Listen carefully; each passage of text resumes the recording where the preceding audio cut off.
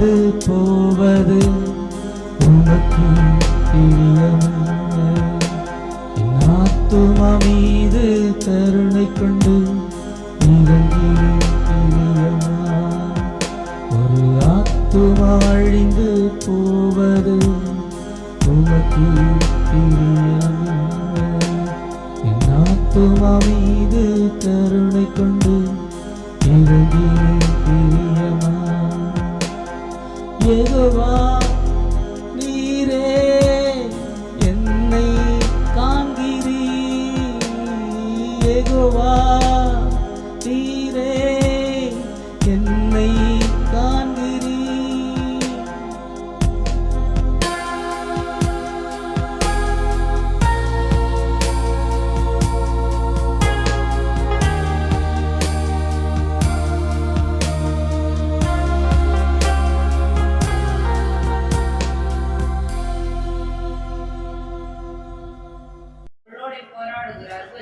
என்ன உணர்த்தது நமக்கு?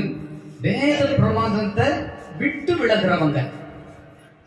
வேத பிரமாணத்தை சொல்லுங்களேன். அல்லேலூயா.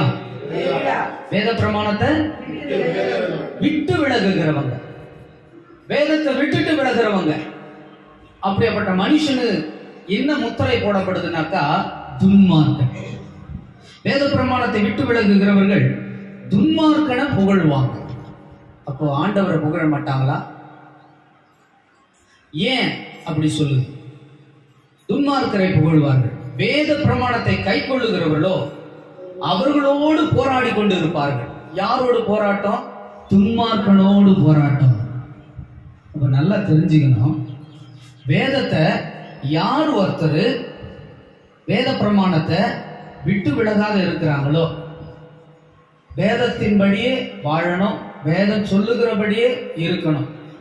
நித்திய ஜீவன் என்பது இம்மைக்கும் அருமைக்குரிய ஆசீர்வாதம் சகலமே நம்ம கையில் தான் கொடுத்துருக்காரு ஆண்டவர். நாம இதுல பிரியப்பட்டாதான் தேவன் என்ன செய்வார்? அது வேண்டிய காரியங்களை செய்யறார். அல்லேலூயா. சத்தமா சொல்லுவோமே அல்லேலூயா. அதனால அவருடைய வேதத்தை பத்தி சொல்றாரு பாருங்க. அதுக்கு அடுத்த வசனத்துக்கு வருகிறோம். 7வது வசனம், வேத பிரமாணத்தை ஃபர்ஸ்ட் வேத பிரமாணத்தை விட்டு விலகுகிறவங்க பத்தி சொல்லுது. 2வது வேத பிரமாணத்தை கை கொள்ளுகிறவர்களோடு எப்படியாப்பட்டவங்களா மாறிடுவாங்களாம்? வேதத்தை கை கொண்டாக எப்படியாப்பட்டவங்களா மாறுவோம்? விவேகம் உள்ளவர்களா. பார்ப்பா இந்த பிள்ளை எவ்வளவு கொஞ்ச நேரம் தாங்க, எவ்வளவு சாயங்காலம் வரைக்கும் செய்ய வேண்டிய வேலைய கொஞ்ச நேரத்திலே வேலையை செஞ்சு முடிச்சுட்டாங்க. நினைச்சு கூட பார்க்கல. போனா கொண்டா டக்கு டக்குன்னு உருவாக்கணும், இதை பண்ணா அதை பண்ணா வாங்கணும் கட்டணும் எல்லாத்தையும் முடிச்சுட்டாங்க. புரிஞ்சிக்கவே முடியலங்க. இந்த விவேகம் யாரிடத்துல இருந்து வந்ததுன்னா வேதத்தின் வழியா வந்தது. விவேகம் உள்ள புத்திரன். போஜனத்தின் மேலே சாப்பாட்டு மேலே பிரியமா இருக்கிறவர்களோ தகப்பனை அவமானப்படுத்துகிறான். அதுக்கு அடுத்து வருது 3வது இடம் வருது. இதெல்லாம் நீங்க அப்படியே கனெக்ட் பண்ணி வசனங்களை பார்த்தோம். 4ஆம் வசனத்தை, 2வது எதை பார்த்தோம்? 7ஆம் வசனத்தை பார்த்தோம். 3வது 9ஆம் வசனத்துக்கு வரும். வேதத்தை கேட்க கூடாது. கேளாதபடிக்கு வேத வசனத்தை விட்டுட்டு மற்ற காரியங்களுக்கு நாம் செவி கொடுப்போம்னாக்கா அப்படியாப்பட்ட மனிதன் எதை ஆண்டவர்கிட்ட தேடனாலும் கேட்டாலும் என்ன கிடைக்காதான்? சொல்லுங்க, ஒண்ணுமே கிடைக்காது. அவனுடைய ஜபம் கடவுளுக்கு அருவருப்பு. அப்ப எதுக்கு முக்கியத்துவம்? ஜபமா அல்லது வேதமான்ற ஒரு டார்கெட் மாதிரி ஆகுது. எது முக்கியம்? முதல்ல வேதமா அல்லது ஜபமா? ஒரு மனுஷன் ஆண்டவருக்குள்ள வரத்திற்கு முதல்ல ஆண்டவருடைய வார்த்தையே ஜபமாகவும் இருக்கிறது, ஜபம் வேதமாகவும் இருக்கிறது. புதிய மனுஷனை போய் சந்திக்கிறோம். அல்லேலூயா. அல்லேலூயா சொல்லுமே. முதல் ஒரு மனுஷனை போய் சந்திக்கிற அவனுக்கு ஆண்டவரை பத்தி தெரியாது. அவனுக்கு சுருக்கமா ஒரு வார்த்தை சொல்ற, ஹாஸ்பிட்டல் மருத்துவம்ல இருக்கிற, பயப்படாதே, உன் நாட்களில் கூட்ட செய்வே, உன் நாட்கள் என்னாலே பெருகும், உன் ஆயுசு வருஷங்கள் என்னாலே விருத்தி அடையும்.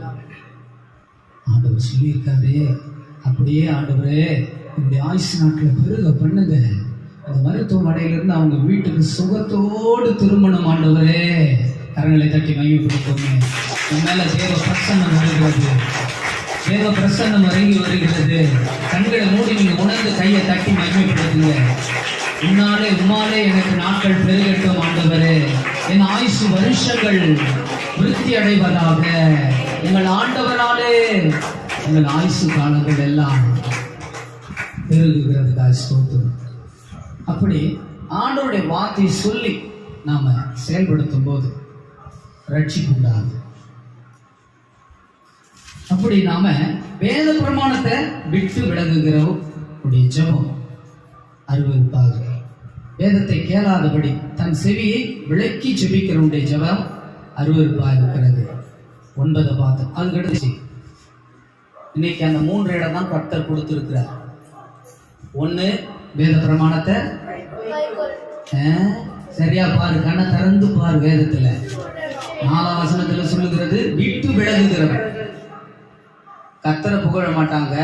ஏன்னா இவனுக்கு எது என்ன தெரியாது, வேதம் தெரியாது. அதை விட்டுட்டு விலகிட்டதுனால விட்டு விலகுகிறவங்க யாரோ, அட கணவனை விட்டுட்டு மனைவி விலகலாம், மனைவி விட்டுட்டு கணவன் விலகலாம். ஆனா அவங்களுக்கு இடையில 2 பேருக்கும் ஒரு அடையாளம் போட்டிருக்கிற தாலி என்னும் முப்பெரு நூல், இது அருந்துருச்சுனாக்கா என்ன பண்ணும், சுத்தமா போயிடும். இது போல இறைவனுக்கும் ஆண்டவருடைய பிள்ளைகளுக்கும் முக்கிய அடையாளமே, ஊழியனுக்கும் ஆண்டவருக்கும் அடையாளமே எதுன்னு கேட்டீங்கன்னாக்கா இந்த வேதம் தான். அப்ப இந்த வேதத்தை நாம எவ்வளோ காத்துக்கொள்ள வேண்டும். இது கடைசி காலம். இந்த கடைசி காலத்துக்கு அண்மையில் நாம் நெருங்கி கொண்டிருக்கிறோம். சுற்றி பார்க்கிறோம் நாம் எல்லா இடங்களிலும். மழையின் சீற்றத்தினாலே எத்தனை பகுதி அழிஞ்சு கொண்டிருக்கிறது. அவ்வளோ பனிமலையை உருகி இன்னைக்கு என்னவாயிட்டு இருக்குனாக்கா வெறும் மழையா தாங்குது. ஐஸ் கட்டிலாம் என்ன இல்லை, காஷ்மீர் பகுதியெல்லாம் உருகிடுச்சு. அதனால வெப்பம் டிகிரி அங்க அதிகரித்து இருக்க முடியலையா அந்த இடத்துல. ஏன்னா அந்த இடத்துல அதிகமான வெப்பம் இருக்கிறதுனால தான் ஆண்டவர் அதுக்கு தகுந்தபடி ஐஸ் கட்டியை உருவாக்குனார், பனிமலையா. அதுவே உருகி போச்சு. அதுக்கு அடுத்து ஒரு பக்கம் எது, ஈராக்கு மேல இஸ்ரேல் மேல போர் தொடக்கம், பெரிய ஒரு அழிவு. புல்லு பூண்டு கூட முளையாதபடிக்கு எப்பவுமே குண்டு சத்தம் கேட்டபடியே இருக்குது. அங்க உள்ளவங்கெல்லாம் பிள்ளைங்களை கடத்திக்கிட்டு தங்க உயிரை பணைய வச்சு போராடிட்டு இருக்காங்க. எப்போ நமக்கு வாழ்வா சாவான்னு தெரியாது, எந்த நேரத்துல குண்டு வந்து விழுவும் தெரியாது. வீடு மேல வீடு இல்லை, தங்கறதுக்கு சாப்பாடு இல்லை, நாட்டை விட்டு நாடு கடந்து போறாங்க. அப்படி ஒரு பேரழிவு. நம்ம பகுதிகளில் சில இடங்கள்ல சுத்தமா தண்ணியே இல்லாம ஒரு நாட்டில இருந்து இன்னொரு கிராமத்துக்கு போய் தண்ணி எடுத்துட்டு வர அளவுக்கு பஞ்சம் உருவாக்கி கொண்டு இருக்கிறது. இப்ப நெல் சாகுபடி தமிழ்நாட்டில் எல்லாரும் நினைக்கிறாங்க அதிகமா இருக்குது, இல்லை, குறைவா இருக்குது. ஆந்திராவில் தான் நெல் இருக்குது. அடுத்த ஜெனரேஷனுக்கு என்ன நடக்குன்றது, ஆகாரத்துக்கு என்ன நடக்கணும்னா சொல்ல முடியாதுன்னு இப்போ இந்த சூழ்நிலைகளில் ஏற்பட்டு கொண்டிருக்கிறது. நாம் அது போல ஆகாரத்துக்கு பஞ்சம் வருகிறது போல, பூமியில தண்ணிக்கு பஞ்சம் வருகிறது போல, கர்த்தருடைய வேத வசனத்துக்கும் பஞ்ச காலம் வரும்போது அதற்கு முன்னதாக நாம் என்ன செய்யணுமா, ஆண்டவருடைய வேதத்தை நேசிக்கணும். ஆண்டவருடைய வேதத்தை விட்டு விலகாதவர்களாக இருக்கணும். யார் விலகக்கூடாது, ஆண்டவருடைய பிள்ளைங்களா இருக்கணும். யாருமே விலகக்கூடாது. அப்படி விலகிட்டு நாம் யாரை தான் புகழ முடியும், வேலையும் உலகத்தையும் தான் புகழ முடியும். வேதத்தை நேசித்தீங்கன்னா, வேதத்தை வாசித்தீங்கன்னாக்கா, சங்கீதம் 119 சங்கீதம், உங்களுடைய வேதத்தை, உங்களுடைய வேதம் என்னை தேற்றாது இருந்தால், வேத வசனம் என்னை தேற்றாது இருந்தால், என் துக்கத்திலே நான் வசனம் சொல்லுங்க. எடுத்து 92 வசனத்தில் 119 சங்கீதம் 92 வசனம் சொல்றாங்க, உங்களுடைய வேதம் எனக்கு மன மகிழ்ச்சியா இராது இருந்தால். அனுதினமும் நாம் படிக்கிறோம். ஆண்டவருடைய வசனம் நம்மளை என்ன பண்ணுது, அதன் வழியா நம்மளை ரட்சிக்கிறார், மகிழ்ச்சியாக்குறார், தேற்றார், பலப்படுத்துகிறார். மருத்துவமனையில் இருக்கிறவங்களை உன் நாட்கள் பெருகும், நீ உயிரோடு பிழைப்பாய், நீ வீட்டுக்கு திரும்பி சுகமாய் போவாய், உன் சொந்தங்கள்னா நீ திரும்பி போய் பார்ப்ப. ஒரு தம்பிக்கு ஒரு சம்பவம் நடந்தது. அந்த தம்பியுடைய சம்பவம் இங்கே உள்ளவங்களுக்கு தெரியும், ஆனால் இங்கே வந்து ஒரு தூரம் உங்களுக்கு தெரியாது. ஒரு அலுவல் நடந்தது, அந்த அலுவலில் பார்ட்டி வச்சாங்க, அதில் போயிட்டு கலந்துட்டாரு. அதில் கொஞ்சம் அதிகமான ட்ரிங்கிங் பண்ணிட்டார். அந்த ட்ரிங்கிங்கில் வந்தார், கொஞ்சம் சலசலப்பு உண்டாச்சு. வீட்டுக்கு போனார். என்ன பண்ணிட்டாரு, கொண்டாடிட்டு பேசிட்டே இருந்து அப்படியே உள்ளே போயிட்டு தூக்கு போட்டுக்கிட்டார். சூசைட் பண்ணிக்கிட்டு உடனே கொஞ்ச நேரம் இதுவாகிட்டே இருக்கு. உடனே அவங்க பசங்க பார்த்துட்டாங்க. உடனே எல்லாம் பக்கத்தில் இருக்கிறவங்க போய் கதவை உடச்சி ஏதோ ஒன்று பண்ணி என்ன பண்ணுறாங்க, தூக்குறாங்க. தூக்கி அதை அறுத்து கிடாச்சிட்டு தூக்கின்னு ஓடுறாங்க. எல்லாரும் புலம்புறாங்க, ஏன் இப்படி பண்ணான், இதுக்காக இப்படி பண்ணான். ஆனால் இது வரைக்கும் அவன் குடிச்சுன்னு இருக்கும்போது யாருமே அவனை என்ன பண்ணல, கண்டுக்கல. சொல்லி பார்த்தாங்க, கண்டுக்கல. அது நாள்பட இப்படித்தான், இது இப்படித்தான் அப்படின்னு நம்ம ஊருங்கள்லாம் சில சொல்லுவாங்கல்ல, இது இப்படித்தான் அப்படின்னு. அந்த மாதிரி அது அப்படிதான் அப்படின்ற மாதிரி விட்டு தள்ளிட்டாங்க, தனி தெளிச்சு விட்ட மாதிரி. கடைசியா மருத்துவமனை கொண்டு போறாங்க. என்ன அவளை இங்க பிழைக்க மாட்டான், தூக்கிட்டு போயிடுங்கட்டாங்க. கடைசியா தூக்கின்னு திருவண்ணாமலைக்கு ஓடுறாங்க. ஜிஹெச் திருவண்ணாமலை தூக்கி போட்டாங்க. 24 மணி நேரத்துக்கு அப்புறம் தான் சொல்ல முடியும். குரல்வியை அறுத்துட்டுக்கு தான் தெரியாது போட்டதுல. அவன் உயிரோடு திரும்பி வருவானா தெரியாது.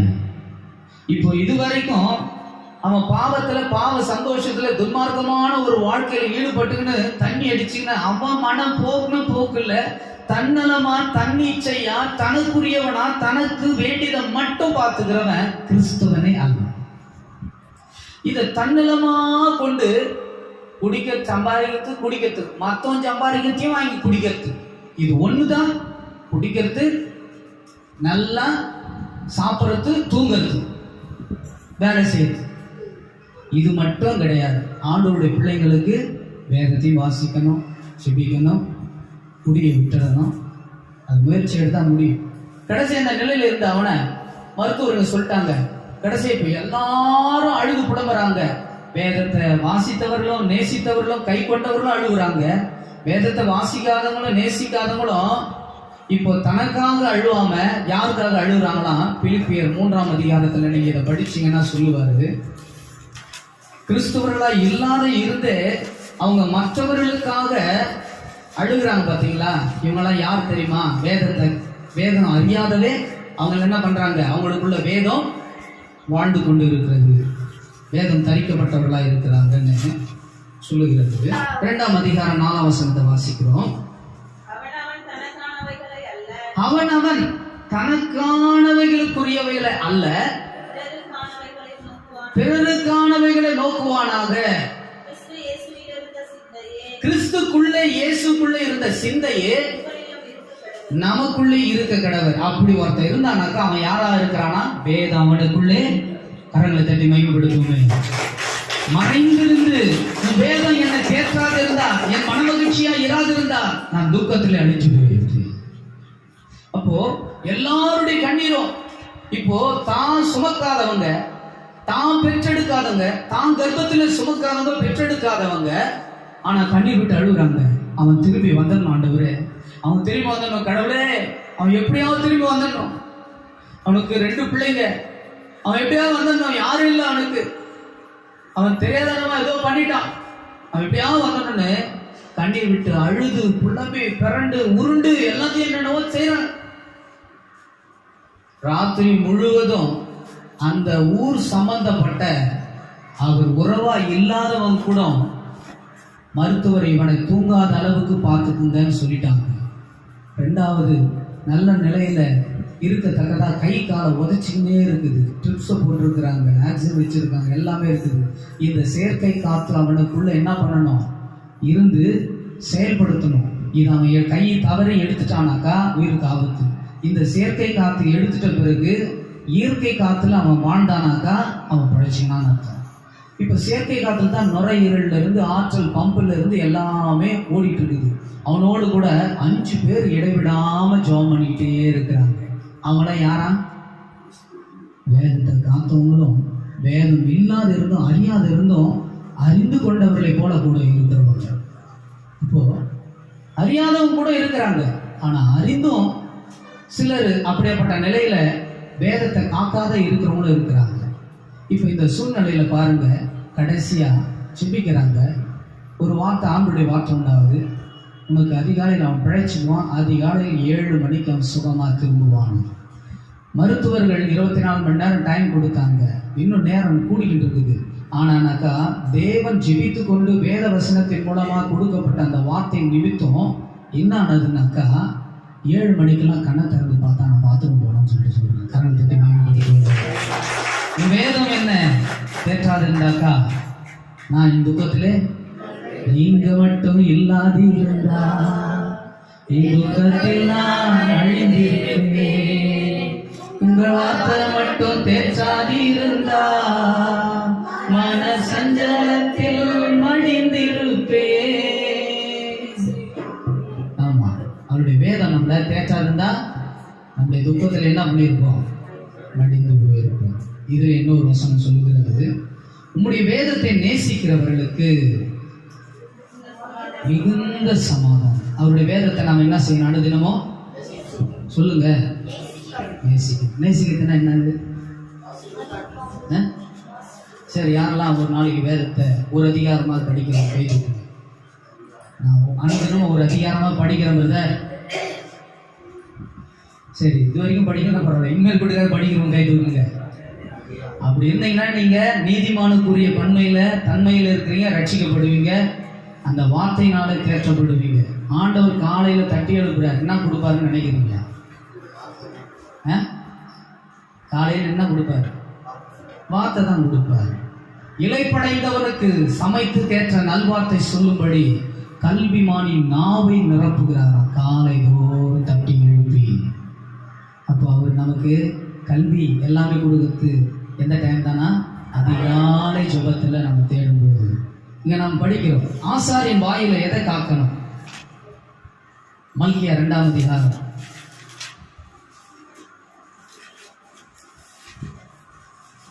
6ஆம் வசனத்தை வாசிக்கணும்.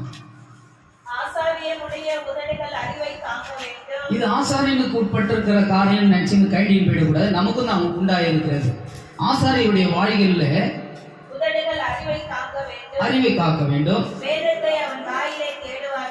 வேதத்தை அவங்களுடைய வாயில, ஊழியக்காரனுடைய வாயில எப்பவுமே என்ன இருக்குமா? சொல்லுங்க, கையில இருக்குதோ இல்லையோ, பையில இருக்குதோ இல்லையோ, அவங்க வாயில இருக்கும். ஜனங்க எல்லாரும் எதை தேடுவாங்கன்னா அவங்க வாயை இயேசு வாய் திறந்தா ஓமைகளாலே பேசுவார். ஓமைகளாலே பேசி ஜனங்களை பிசாசின் பிடியிலிருந்து விடுதலை செய்வாராம். அநேக காரியங்களிலிருந்து ஆசீர்வாதத்தை கொடுக்கிறாராம். அதனாலதான் சொல்றாரு, ஆசாரியனுடைய அவருடைய வாயிலே உதடுகளிலே அநியாயம் காணப்படவில்லை. அவன் என்னோடு சமாதானம் பண்ணின யதார்த்தமான சஞ்சரித்து அநேக அக்கிரமத்திலிருந்து மனம் திரும்புதலை உருவாக்குறானா. ஆசாரிய உதடுகள் அறிவை காக்க வேண்டும். வேதம் அவன் வாயிலே தேடுவார்களே. அவன் ஊழியக்காரன் யாரு சொல்லுங்க பாலாம்? சேனைகளின் கர்த்தருடைய தூதன். கரங்களை தட்டுங்களேன். ஊழியக்காரர்களுக்கு இன்னொரு பெயர் என்னங்க? சேனைகளின் கர்த்தருடைய தூதன். இப்படியாப்பட்ட ஒரு வேதத்தை காத்தாக்கா என்ன ஒருதான் பேரு? அடுத்தது ஓசியா புஸ்தகம். ஓசியா புஸ்தகத்தை படிச்சிருப்பீங்க. 4ஆம் அதிகாரம் 6ஆம் வசனத்தை வாசிக்கிறோம். என் ஜனங்க வேதம் இல்லாதனால அவங்க எதுக்காக ஆபத்து வருது, எதுக்காக பொல்லாப்பு நேருதுனாக்கா வேதத்தை காத்து கொள்ளாதனால, வேதத்தை அறியாது இருக்கிறதுனால சங்காரம் ஆகிறார்கள்.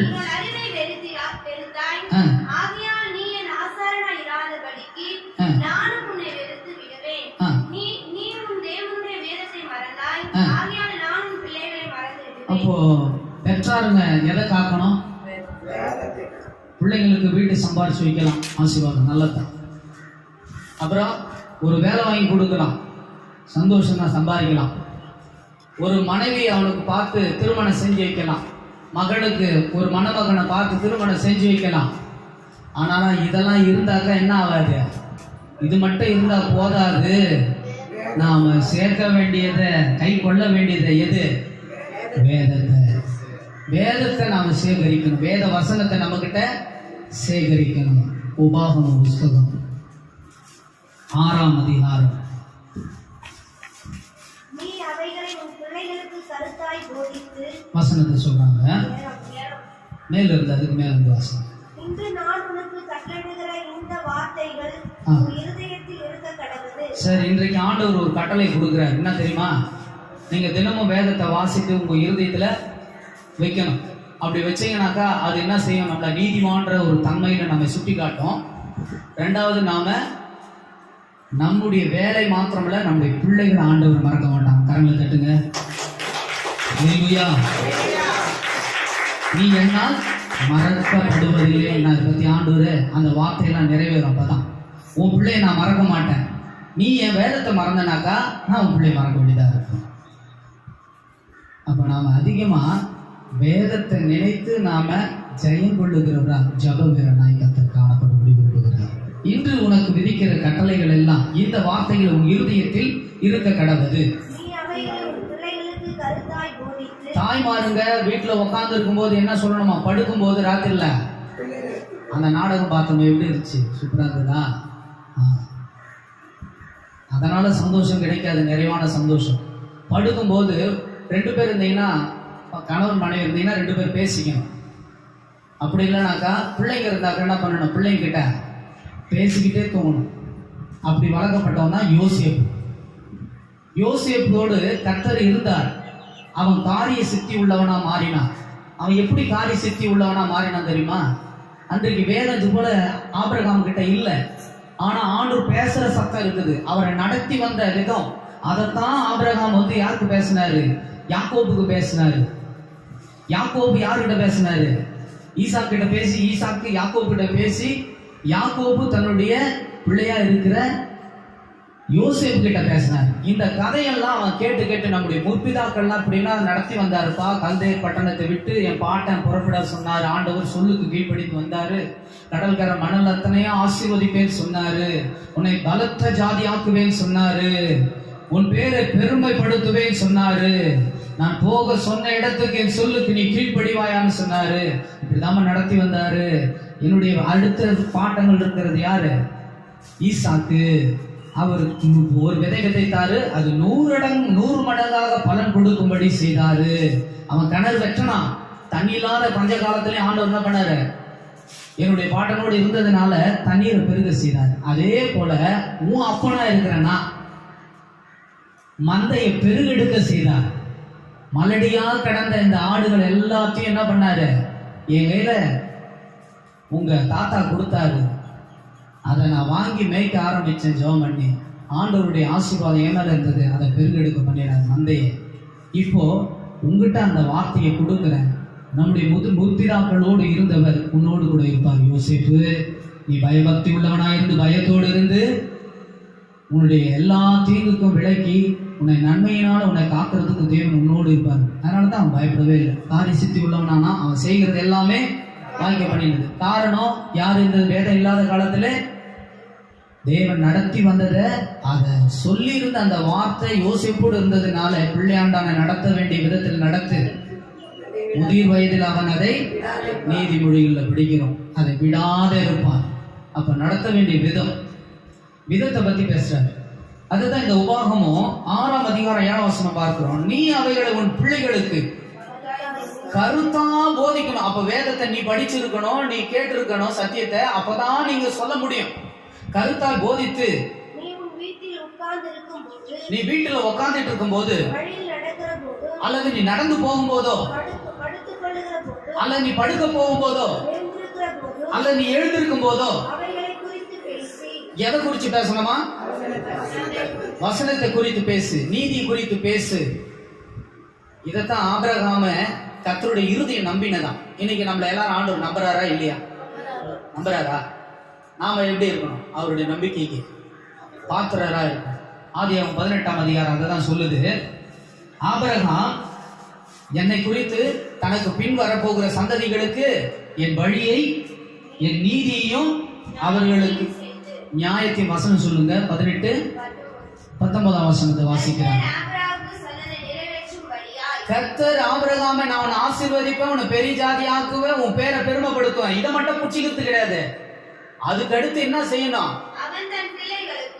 அவன் தன் பிள்ளைகளுக்கும் தன் வீட்டாருக்கும் நீதி நியாயத்தை செய்து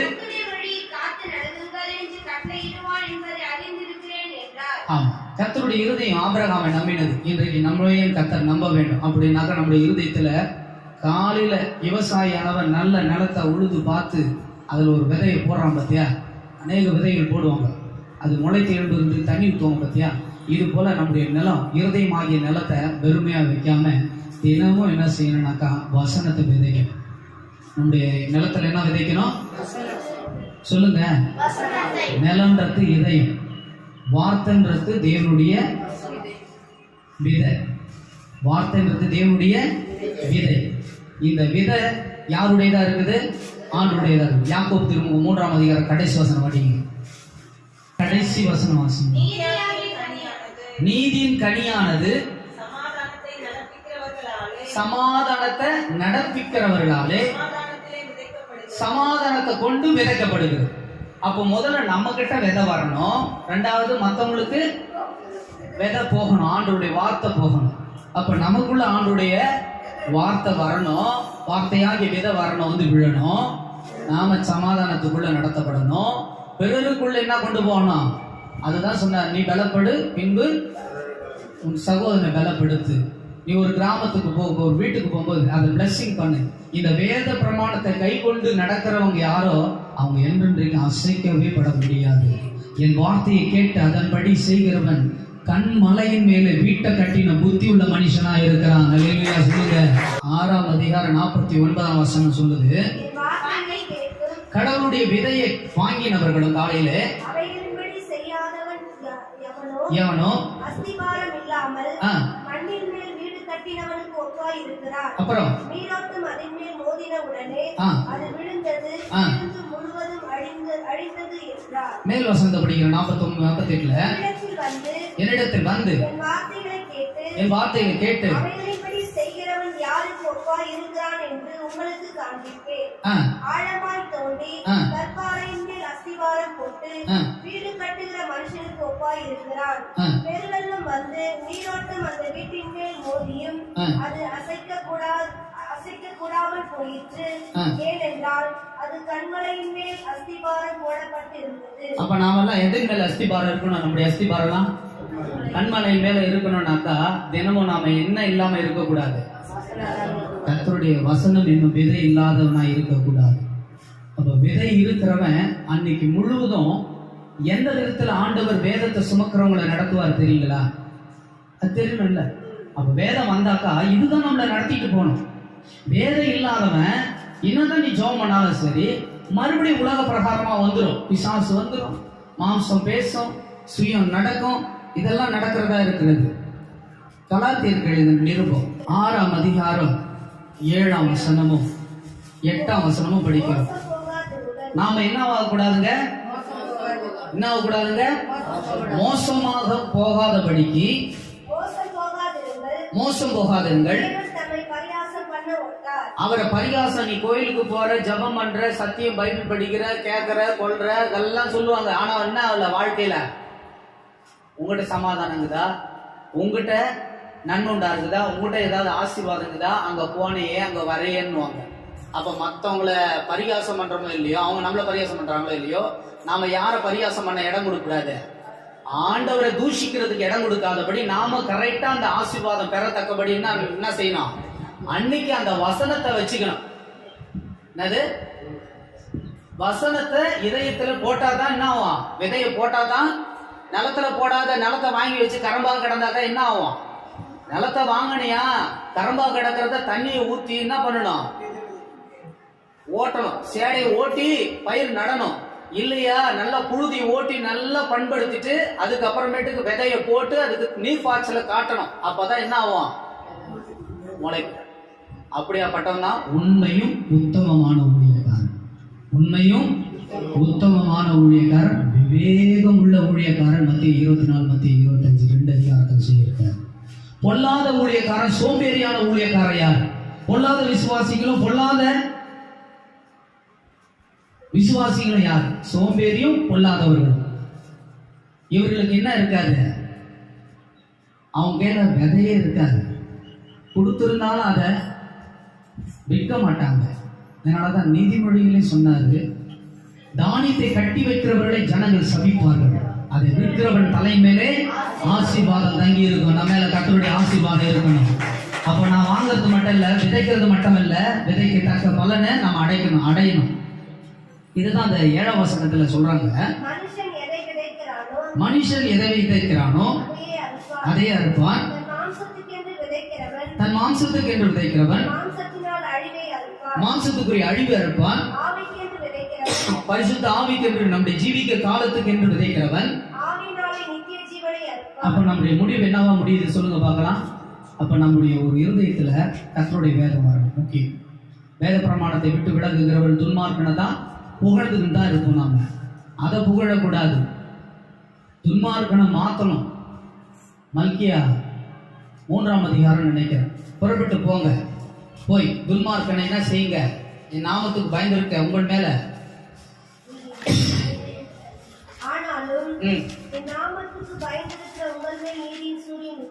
உதிக்கும் இருக்கும். வெளியே புறப்பட்டு போய் எப்படி இருப்போம்? கொழுத்த கன்றுகளை போல. ஆண்டவர் சொல்றாரு, நம்முடைய இருதயத்துல சமாதானம், விசுவாசம், அன்பு எது இல்லையோ அதெல்லாம் கர்த்தருடைய வசனத்தை வாசித்து இதயத்துல அன்றைக்கு விதைக்கணும். தானா வராது, தானா ஒண்ணுதான் வரும், கலை ஒண்ணுதான் வரும். அதுதான் மாம்ச சிந்தை, மாம்சத்துக்குரிய அழிவு. அப்போ ஆவிக்குரிய சிந்தையை வளர்க்கணும். ஆவிக்குரிய கிறிஸ்துவின் சிந்தை தரித்தவனா இருக்கணும். தனக்காக வாழாமல் பிறருக்காக வாழுகிற சிந்தை கிறிஸ்துவின் சிந்தை. எனக்காக நான் என்றும் வாழ்ந்திடாமல் பிறருக்காய் வாழ செய்தி உமக்குள்ளே இருந்த சிந்தை இது எனக்குள்ளும் வளர செய்தி. காலையிலும் மாலையிலும்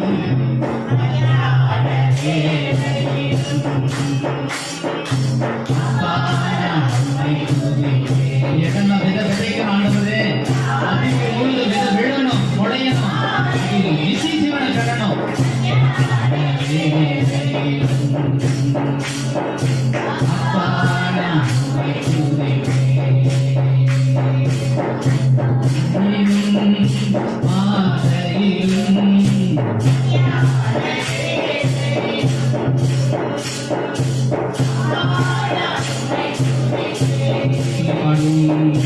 எனக்காக நான் என்று வாழ்ந்திடாமல் பிறருக்காய் வாழ செய்தி. எனக்காக நான் என்று வாழ்ந்திடாமல் பிறருக்காய் வாழ செய்தி உமக்குள்ளே இருந்த சிந்தை எனக்குள்ளும் வளர செய்தி. எனக்குள்ள விழணும். கடவுளுடைய பிதா என்னை அனுப்பிடக்கூடிய வார்த்தையாக இருக்கிறது. நித்திய ஜீவனை அளிக்கும்படி நான் வந்தேன் என்று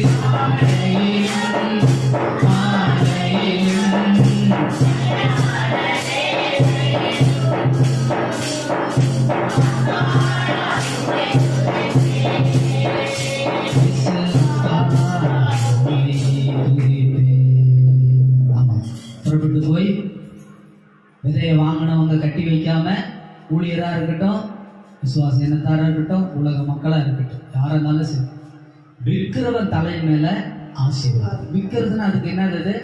காசுக்காக இல்லை, அதை நாம கொடுக்கணும். ஆண்டவர் சொல்றாரு 2 கொரிந்தியர் 9:6-10.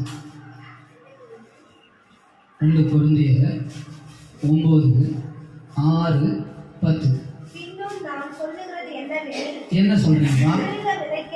சிறுக நீங்க அன்னைக்கு ஒரு வசனத்தை தான் போட்டிருந்தீங்கன்னா ஈசாக்கு ஒரு விதை தான் போட்டானா? எங்க ஆதியாகமத்துல படிச்சிருப்பீங்க. ஆதியாகமத்துல ஈசாக்கு எத்தனை விதை விதைச்சாரு? ஈசாக்கு அந்த தேசத்திலே விதை விதைத்தான்.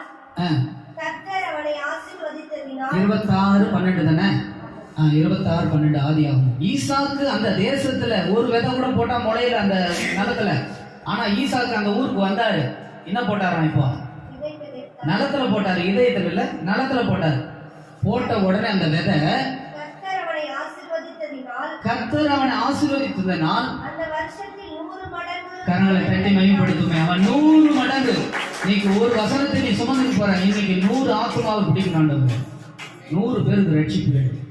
100 பேஷண்ட்டை பார்க்கணும். இன்னைக்கு கடவுளே இன்னைக்கு போறேன், என் மருத்துவமனையில 100 பேஷண்ட் இன்னைக்கு வரணும், அப்படி ஆசீர்வதிங்க என்ன. இன்னைக்கு போறேன் இசப்பா, இன்னைக்கு போறேன், நான் இந்த என்ட்ரிக்கு போறேன், எனக்கு 1 லட்சம் ரூபாய் சம்பளம் வரும்படி என்னை ஆசீர்வதிச்சு அனுப்புங்க. அம்மா என்னை ஆசீர்வதிமா, அப்பா என்னை ஆசீர்வதிங்க, நான் போய் வரேன். 1 லட்ச ரூபா சம்பளம் வாங்க, மாசத்துக்கு 1 லட்ச ரூபா கொடுங்க, என்னை ஆசீர்வதிச்சு அனுப்புங்க. நீங்க கடவுளால பெற்றிருந்ததுனாக்கா ஆசீர்வதிச்சீங்கன்னா அதுக்கு ஏற்ற பலன் வரும். அப்போ ஈசாக்கு யாரால் ஆசீர்வதிக்கப்பட்டவனா இருந்தான்? தேவனால், தகப்பனால் ஆசீர்வதிக்கப்பட்டவனா இருந்தான். அதனாலதான் அந்த வருஷத்துல அறுவடை செய்ய முடியாத அளவுக்கு 100 மடங்கு பாக்குறோமா மேல என்னவா இருந்திருக்கும்னு நினைக்கிறீங்க? என்னடா இப்பதான் போனா, அதுக்காட்டி கஜ கஜன்னு எல்லாத்தையும் சுற்றி மூட்டை கட்டுற மாதிரி எல்லாத்தையும் கட்டிங்கன்னா இருக்கு தேனா போயிட போகுதுறான்னு அதுக்கும் வேலி அடிக்கலாம். அப்போ அதனால நான் சொல்றதுக்கு புரியுதான்னு தெரியல. சரி, இருந்தாலும் தேவன் சொல்றதை நான் சொல்லிட்டு. அப்போ நாம ஆசீர்வதிக்கிறவர் நம்மோடு கூட வரணும்னாக்கா, நீ ஜபத்துல கேட்கிறவர் உன்னோடு கூட இருக்கணும்னாக்கா எது மூலயமா தான் வருவாராம்? வேத வசனம், ஆண்டோடைய வார்த்தை, இது இருக்கணும். அதான் சொல்றாரு, சிறுக விதைக்கிறவன் சிறுக இருக்கிறான், பெருக விதைக்கிறவன் பெருக அறுப்பான். व्यसनத்தோடு படிக்க கூடாதுங்க. யோசி பிரது சொல்லிட்டாரு, கட்டாயமாகுது நம்ம படிச்சுதான் அவன் என்ன பண்றது, நம்ம புரியல மறந்துடுவாரு, நம்ம ஊழியருங்க நாம படிக்கலன்னா ஐயோ நான் சேனைகள் கர்த்தருடைய தூதன் சொல்ல முடியாது, பேர் எடுக்க முடியாது, ஃபர்ஸ்ட் ரேங்க் வர முடியாது, நான் குட் பாய்ன்னு சொல்ல மாட்டாரு ஆண்டவரு. இல்ல, வசனத்தோடு அல்ல, கட்டாயத்தோடு அல்ல. வசனத்தோடு வா, கட்டாயத்தோடு வா. இல்ல, வசனத்தை எப்படியா பாருங்க,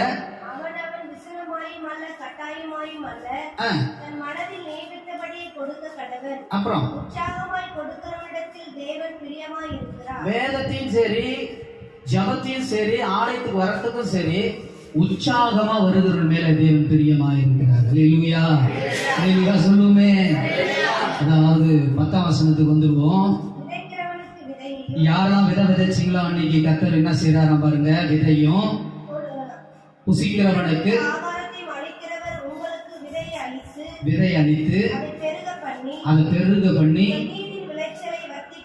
நீதியின் விளைச்சலை வர்த்திக்க பண்ணுவாராம். ஆண்டவருக்குன்னு நீ எதை எடுத்து கொடுக்குறியோ அந்த சுமந்து கொண்டு போகிறத. இன்னும் சங்கீதங்கள்ல படிச்சுனாக்கா, பிரசங்கி படிச்சுனா, காற்றை பார்க்கிறவன் விதைக்க மாட்டான், அப்புறம் மேகங்களை பார்க்கிறவன் அறுக்க மாட்டான். இப்ப அடுத்து விதைச்சாங்க, விளைச்சல் விளைஞ்சிருச்சு. இப்ப இது மேற்பட்டுக்கு என்ன வரப்போகுது, இதுவா அறுத்துன்னு வந்து நம்ம வீட்டுல நெல்லா மூட்டையா நிற்கும். இல்ல, அறுத்துதான் ஆகணும், அதை சொல்லணும். காற்றை பார்த்து நீ விட்டுட்டனாக்கா மொத்த தாழ்கத்துல இருக்கிற அந்த நெல் மணிகள்லாம் கீழே மடிஞ்சு விழுந்துடும். இப்போ காற்று வரக்கூடாது, மழையும் வரக்கூடாது. சரி வைங்க, ஏன்னு கேட்டாங்க நெல்லு மொத்தம் என்ன ஆயிடும், தானியங்கள்லாம் கீழே விழுந்துடும். அறுவடை காலம் முடிந்த பிறகு அது வரட்டும்னு அவங்களுடைய ஒரு விண்ணப்பம் கோரிக்கையா இருக்கிறது. அப்போ யாருடைய ஜபத்தை கேட்பாங்க? ஒரு 4 பேர் அதிமூர்ல மழை வரணும்னு அழுகுறாங்க. 4 பேர் என்ன பண்றாங்க, மழையே வேணாம் ஆண்டவரை புதியின்னு அழுகுறாங்க. யார் ஜபத்தை கேட்பாரு? இல்ல, வேதத்தின்படி வாழ்ந்து கேட்கிறவங்களுடைய ஜபத்துக்கு கர்த்தர் பதில் தருவார். ஆமா, தன்னை தாழ்த்தி ஜெபிக்கிறோடைய ஜபம், பிறருக்காக வேண்டியதை கேட்கிறோடைய ஜபம், தன்னலமா இல்லை பிறர் நலமா. அப்ப எல்லாத்தையும் ஆண்டு பாக்குறாரு. ஆண்டு தான் இப்ப நடுவில் மாட்டி முடிக்கிறாரு. இவன் 4 பேர் இதே ஊர்ல இருந்துன்னு வேணான்றான், இவன் 4 பேர் ஓணும்னு அழுகுறாங்க. நான் யாருக்கு தான் பதில் தரது?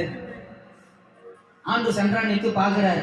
நீதியான தேவன் விளைச்சலை என்ன பண்றாரு, விளைய செய்யறார். அப்போ அனுதினம் நம்முடைய இருதயத்துல நல்ல நிலமாக மாற்றி அதுல நல்ல விதை விதைக்கணும். அப்போ காலையில வந்துருவோம் கடைசியா வசனத்துக்கு. உபாகமும் 6ஆம் அதிகாரம் 7ஆம் வசனம். நீ அவைகளை உன் பிள்ளைகளுக்கு முதல்ல அப்போ யாரு ராத்திரியே படிக்கணும், காலைல ஏஞ்சதுமே உட்காந்து பிள்ளைங்களுக்கு 2 வார்த்தை சொல்லணும் வேதத்தை பற்றி இதயத்திலிருந்து எடுத்து பிள்ளைகளுக்கு போதித்து வீட்டில் திணையிலையோ படுக்கையிலையோ உபாகமம் 6ஆம் அதிகாரம் 7ஆம் வசனம் பக்கம் பேஜ் 232. உன் பிள்ளைகளுக்கு போதித்து உன் வீட்டாருக்கு வீட்டில் உட்கார்ந்து இருக்கும்போது வழியிலே நடக்கும் போதும் படுக்கும் போதும் எழுந்திருக்கும் போதும், அதான் அந்த பாட்டை வச்சிருக்காங்க, நடந்தாலும் படுத்திருந்தாலும் உங்களை சூழ்ந்து கொள்ளணும். அவருடைய வசனம் இருந்தாக்கா நடக்கும்போது படுக்கும்போது எழுந்திருக்கும் போதும் உட்காரும் போதும் பாத்ரூம்ல குளிக்கும் போதும் பாடினே, சமைக்கும் போதும் பாடினே. எனக்கு தெரிஞ்சு நம்ம சபைகள்ல நான் பார்த்த அளவுக்கு ஒரு 10 குடும்பம் இருக்குது. சமைச்சாலும் பாட்டு தான் ஓடும், பாத்ரூம்ல போனாலும் 2 போனாலும் 1 போனாலும் குளிக்க போனாலும் பாட்டு தான் ஓடும். பாட்டு ஓயாத இருக்கும். மற்ற டைம் வரும்போது ரீடிங்ல வசனம் அப்பா பிதாவே ஸ்தோத்திரம், அன்பின் பிதாவே ஸ்தோத்திரம் அப்படி ஒன்று ஓடும். அப்போ காலை மாலை இப்படியெல்லாம் ஓடுறது இருக்குது. இதெல்லாம் ஒரு ஆசீர்வாத நன்மைகளுக்கு தான், நம்மோடு கூட இருந்து அது எல்லாம் ஆசீர்வாதமா கொடுக்கறதுக்கு தான். அதனால சொல்றாரு பாருங்க, இன்னைக்கு நம்ம காப்பு போடுறோம், வளையல் போடுறோம், எல்லாம் போடுறோம். இந்த வளையல் இருக்குதுன்றதுக்கு அடையாளம் சத்தம் கேட்டால் தான் இருக்குதா இல்லையான்றதுக்கு. கண்ணு தெரியாதவங்களுக்கு அந்த காலத்தில் போட்டாங்களாம். இன்னைக்கு கண்ணு தெரிஞ்சே போட்டுருந்தாங்கிறாங்க கருதெல்லாம். நீங்கள் நான் இங்கே தான் இருக்கிறேன்றதுக்கு வீட்டுக்காரன் கண்ணு தெரியுனாலும் சரி, கொண்டாடி கண்ணு தெரியுனாலும் சரி, அவங்க என்ன பண்ணுறாங்க, கால் கொலுசு வச்சு சத்தம் கேட்கறது. மாட்டுக்குள்ள மணி எது கட்டுறாங்க, கட்டி காட்டு கொடுத்துருவாங்க. இல்ல என் மாடு தான் இது அடையாளம், டங்கு டங்கு டங்கு டங்குன்னு அதுக்கு ஒரு மியூசிக். நம்ம மாடு அங்கே தாங்குது, இந்த பொறாத இந்த பொதால் தாங்குது, இந்த ஓடையில் தாங்குதுன்னு போய் பிடிச்சி வருது. அது போல ஆண்டவருடைய பிள்ளைங்க கையில் என்னத்தை கட்டணும் பாருங்க, அடையாளமா இருக்கும்படி வாட்சில கூட கர்த்தருடைய வசனத்தை வச்சு கட்டு, அடையாளமா இருக்கட்டும். நெஞ்சிக்கும் கண்ணுக்கும் நடுவே கர்த்தருடைய வசனம், கண்ணை மூடி பார்த்தனா அந்த வசனம் வந்து நிக்கணும் திரையில. அப்போ இந்த மாதிரி அவங்க அந்த வசனத்துல என்ன இருக்கணும், அவ்வளோ வேதத்தை விட்டு விலகாதவர்களா இருக்கணும், வேத பிரமாணத்தை கை கொள்ளுகிறவர்களா இருக்கணும். இப்படியாப்பட்டவருடைய ஜபத்தை கர்த்தர் புறக்கணிப்பதில்லை. நீ என்னிலும் என் வார்த்தை உன்னிலும் இருந்தா நீ விரும்பி கேட்டுக் கொள்ளுகிறது எதுவும் அது உங்களுக்கு கிடைக்கும் என்றார். கரணத்தை மேம்படுத்துங்க. இப்பதான் அந்த ஃபைனலுக்கு முடிவுக்கு கர்த்தரை தெளிவுபடுத்துறாரு. அப்போ இப்படியாப்பட்டவனுடைய ஜபத்தை கர்த்தர் புறக்கணிக்க மாட்டார், அவனை ஆசீர்வதிப்பார், அவனோடு கூட இருப்பார், அவனை தப்புவார். அதுக்கு அடுத்து வாசிப்போம். அவைகளை நிறைய பேர் வீடுகளில், கடைகளில், கம்பெனிகளில் எல்லா இடத்துலையும் பார்த்தனாக்கா செவுத்துலாம் கிரி வச்சிருப்பாங்க, ஆண்டுடைய வசனம் சொல்லுவாங்க. எங்க பைபிளில் எங்க சொல்லி இருக்குது, சொல்லி தான் எழுதி இருக்கிறோமா, இல்லை சொல்லாதவே எழுதி வச்சிருக்கோமா, இல்லை சொல்லாதவே போர்டுங்களா வாங்கி மாட்டி வச்சிருக்கோமா? பைபிளில் எங்க எழுதப்பட்டிருக்கு? உபாகமம் 6ஆம் அதிகாரம் 9ஆம் வசனத்துல சொல்லுது, அவைகளை உன் வீட்டில் எங்க எழுதணுமா? ஆண்டவனுக்கு சொல்ற வசனத்தை எங்க எழுதுங்க? எங்க காட்டினா தானே. எது நிலைக்கதுவே? நிலைக்கதுவே எது? வாசல். அங்க எழுதணும். தேவரீர் உமது அடியாரின் வீடு என்றென்றைக்கும் ஆசீர்வாதமாக இருப்பதாக. உள்ளே பிரவேசிங்கள், கர்த்தரால் ஆசீர்வதிக்கப்பட்டவர்களே உள்ளே வாருங்கள். அப்போ அந்த இடத்துல வரும்போது இது என் ஜப வீடு எனப்படுவதாக, இங்கே என்னாலும் நான் தங்கி இருப்பேன், தரித்திருப்பேன். இப்படி போன்ற வாசனங்கள்லாம், ஆண்டுடைய வார்த்தைகள்லாம் எழுது சொல்லி எங்க பைபிள் எழுதப்பட்டிருக்குதுன்னு கேள்வி கேட்டா என்ன முடிப்பீங்க? இருக்குது பைபிள்ல. சரி, உனக்கு எங்க எழுத சொல்லி இருக்குதுன்றத அவங்களுக்கு திருப்பி கேட்குங்க. அவங்க கணாம் வேற இதெல்லாம் எழுதி வச்சிருப்பாங்க வீடுகள். அப்ப நாம கிறிஸ்துவருடைய வீடுகள்ல ஆண்டு கொடுத்த வார்த்தையை எழுதி வச்ச ஆசீர்வாதம் இருக்குமா இருக்காதா? அதை எழுதி வைக்கிறது மட்டும் இல்ல, அதை நீ அறிக்கை செய்யணும். டெய்லி என்ன பண்ண, அந்த வசனத்தை சொல்லிக்கிட்டே இருக்கணும். அப்பதான் அந்த வீடு அடியனின் வீடா மாறும், அது ஆசீர்வாத வீடா மாறும், அது ஜப வீடா மாறும். இதெல்லாம் நடக்கும். இல்லைன்னா ஒண்ணு நடக்காது. வசனத்தை வாங்கி வச்சுட்டு கம்மன் போயிடக்கூடாது. வசனத்தை தினமும் என்ன சொல்லணும்? அறிக்கை செய்யணும். அவைகளை சொல்றாரு பாருங்க, அவைகள் உன் வீட்டு நிலைக்கதவிலே வாசல்களில் எழுதுவாயாக. உன் தேவனாகிய கர்த்தர்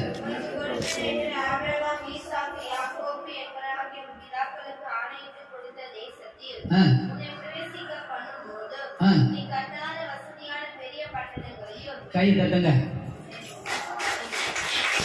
என்ன கொடுக்க போறாரு? வரலையே. கட்டாத வசதியான, அதை தாங்க ஏற்படுத்திருக்கிறார். அந்த இடத்துல யார் கட்டிக்கிறாங்க? அதனால கட்டாத வசதியான பெரிய பட்டணத்தை கர்த்தர் உங்க கையில கொடுப்பார் நாளை தினத்துக்கு. எப்போ? கர்த்தருடைய வசனத்தை நீ கேட்கணும், இதயத்துல வைக்கணும், தினமும் வாசிக்கணும். அப்படி இருந்தனாக்கா பெரிய பட்டணத்தை கொடுப்பாராம். என்னத்தை கொடுப்பாராம்? பெரிய பட்டணத்தை கொடுப்பார். அடுத்து வஸ்துக்களாலும்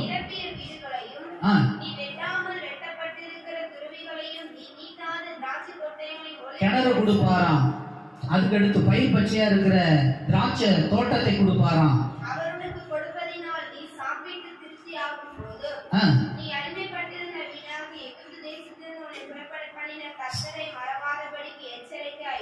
ஆமென்.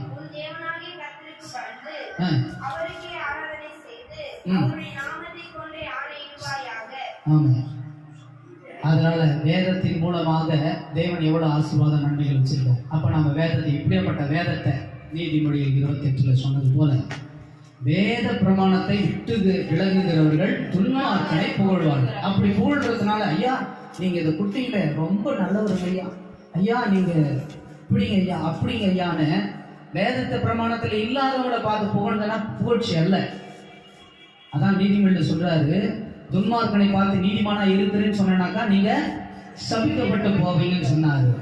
ஏன்னா அவன் அக்கிரமத்திலிருந்து மனம் திரும்பும்படியா அவனுக்கு கட்டளை இடுங்க, அவனுக்கு சொல்லுங்கன்றதான் உன் இதயத்துல உன் வாயில கர்த்தருடைய வசனத்தை வச்சிருக்காரு. பிள்ளைங்க துன்மார்க்கத்தனமா நடக்கும் போது தகப்பன் தாய் ஊழியக்காரங்க கண்ட உடனே அவங்களை கண்டிச்சு அவங்கள சத்தியத்துல பேசி கர்த்தருடைய வேதத்தை சொல்லி அவங்கள மனம் திரும்பும் போது அவங்க மேல என்ன வந்துடும்? உங்க மேல என்ன வந்துடும்? ஆசீர்வாதம் வந்துடும். தேவனுடைய ஆசீர்வாதம் வந்துடும். வேத பிரமாணத்தை விட்டு விலகுகிறவர்கள் துன்மார்க்கரை புகழுவார்கள். அப்போ நாம் எதை மட்டும் தான் புகழணும்? தேவனை புகழணும். துன்மார்க்கன் நீதிமானா மாற்றும்படியாக புகழும்படி கர்த்தரை மட்டும் புகழ்ந்து பேச வேண்டும். வேத பிரமாணத்தை கை கொள்ளுகிறவர்கள் அவர்களோடு துன்மார்க்கர்கள் நடுவில் இருந்தாக்கா என்ன பண்ணுவாங்க? போராடிட்டு தான் இருக்கணும். வேத பிரமாணத்தை கை கொள்ளுகிறவர்கள் விவேகம் உள்ள புத்திரனாய் இருப்போம். அதுக்கடுத்து போஜன பிரியனுக்கு தோழனாகும்படி அவர்களோடு கலவே கூடாது. உன்னை போல வேதத்தை வாசிக்கிறவங்க இருக்கிறாங்கனாக்கா, நீ கொஞ்சம் கூட வேத வசனமே கொஞ்சம் அந்த வாசமே இல்லைனாக்கா நீ அவர்களோடு போய் கலந்து கொள்ளும் போது என்ன வரும்னு நினைக்கிறீங்க?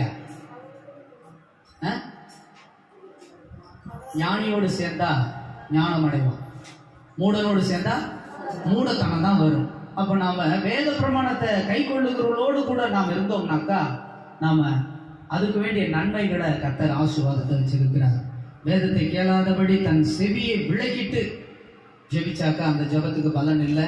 வேதத்தை கேட்டு நாம் ஜெபிக்கும் போது நீங்கள் என்னுள்ள என் வார்த்தை உங்களுக்குள்ளும் நிலை கொண்டு இருந்தால் நீங்க விரும்பி கேட்டுக்கொள்கிறது எதுவோ அது உங்களுக்கு செய்வேன்னு சொன்னார். அப்ப இந்த நாள்ல நாம தியானிச்ச இந்த நீதிமொழி 28ல 3 இடங்களில வேதத்தை குறிச்சு உள்ளது.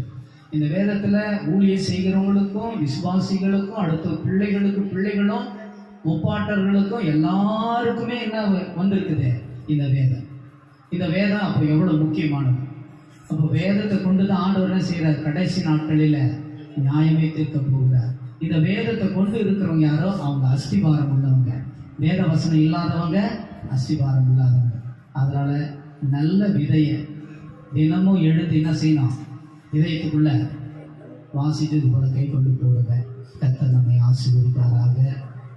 எழுந்து நின்று ஜெபிப்போம்.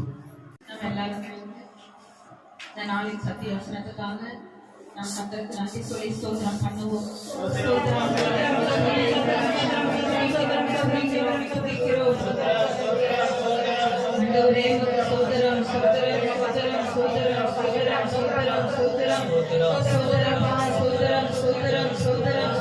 நன்றி.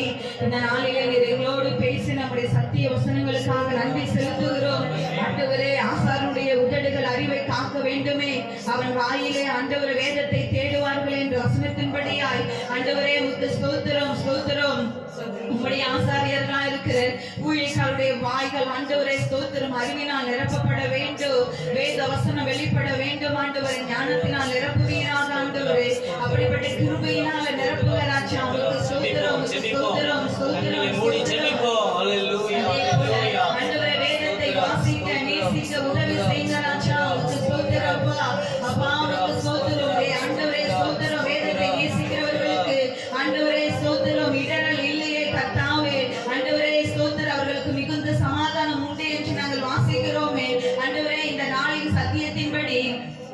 உம்முடைய ஜனங்களுக்கு வேதத்தை வாசிக்கக்கூடிய கிருபையை கர்த்தர் கொடுக்கும்படியாய் ஸ்தோத்திரம் ஸ்தோத்திரம் ஸ்தோத்திரம் ஸ்தோத்திரம் ஸ்தோத்திரம் ஸ்தோத்திரம் வேதத்தை வாசிக்கக்கூடிய அபிஷேகம் கர்த்தர் உம்முடைய ஜனங்கள் மீது ஊற்றும்படியாய் ஸ்தோத்திரம் வேதத்தை வாசிக்கக்கூடிய கிருபை வேதத்தை வாசிக்கக்கூடிய அபிஷேகம் ஆண்டவரே மீது ஊற்றும்படியாய் ஸ்தோத்திரம் ஸ்தோத்திரம் ஸ்தோத்திரம்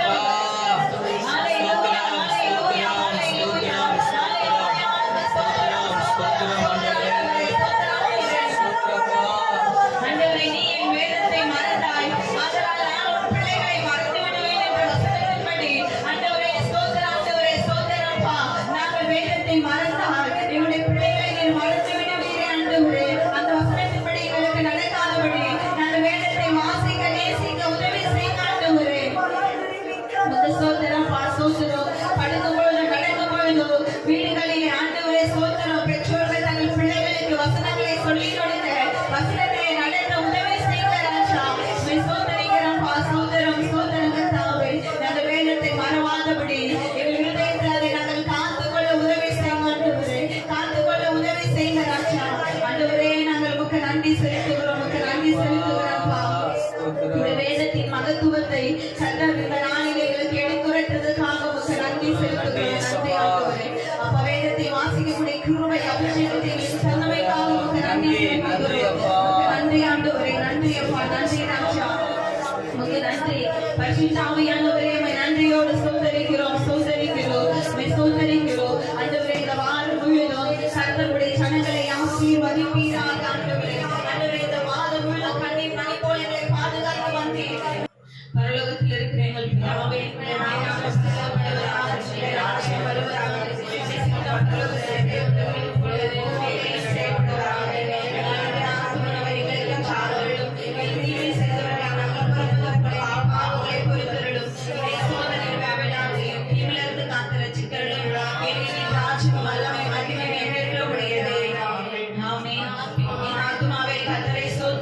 எங்களுடைய பரிசுத்த